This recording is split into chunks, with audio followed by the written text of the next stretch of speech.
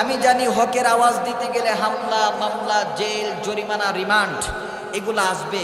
এজন্য ওলামা ইকরাম হকের রাস্তা থেকে সরবে না ইনশাল্লাহ। ভয় আছে নাকি? ভয় নেই ওরে, কোনো ভয় নেই, আল্লাহ যদি থাকে সহায়। আওয়াজ দিয়ে বলেন ঠিক কিনা?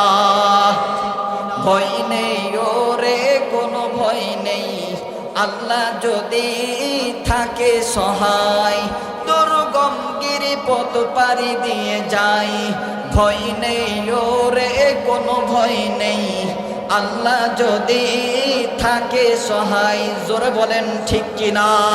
এই খারাপ জামানা সম্পর্কে আল্লাহর রাসূল সাল্লাল্লাহু আলাইহি ওয়াসাল্লাম ১৫০০ বছর আগে বলেছেন যে শেষ জামানায় আমার উম্মতের মধ্যে অনেকগুলো দল হবে, এই সবগুলো দল জাহান্নামী হবে, ইল্লা মিল্লাতান ওয়াহিদা, শুধুমাত্র একটা দল জান্নাতি হবে, নাজাতওয়ালা হবে, আর বাকি ৭২ দল জাহান্নামী হবে। ভয় লাগে না?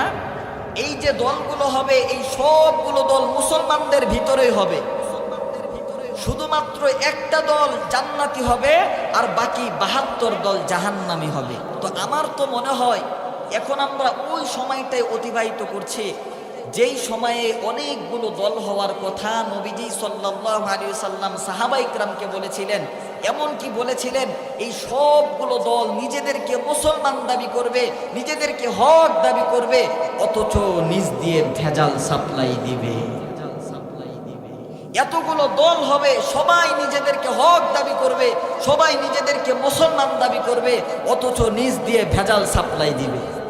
উদাহরণের মাধ্যমে বুঝেন, মনে করেন একজন দোকানদার, সে দোকানের উপরে সাইনবোর্ড লাগিয়েছে এখানে খাঁটি গরুর গোশত বিক্রয় হয়।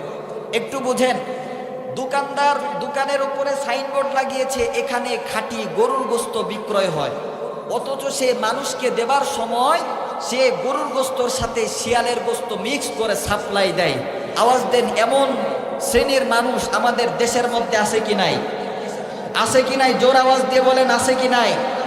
ঠিক এমনই ভাবে মুসলমানদের মধ্যে আমাদের দেশের, গোটা বিশ্বের এমন কিছু নামধারী মুসলমান আছে, এরা মুসলমান সাইনবোর্ড লাগিয়ে, হকের ব্যানার লাগিয়ে আহলুস সুন্নাহ ওয়াল জামাত দাবি করে সবাই এই মুসলমান সাইনবোর্ডটা লাগিয়ে নিজ দিয়ে ভেজাল সাপ্লাই দিচ্ছে, মুসলমানদেরকে ধোঁকা দিয়ে বোকা বানাইতেছে, মুসলমানদের ঈমান আকীদা ধ্বংস করে দিচ্ছে।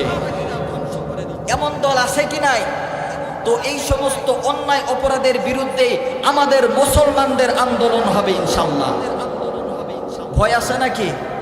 আরো জোরে বলতে হবে, হকের আওয়াজ দিতে ভয় আছে?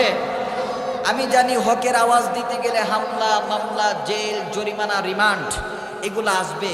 এজন্য ওলামা ইকরাম হকের রাস্তা থেকে সরবে না ইনশাআল্লাহ। ভয় আছে নাকি?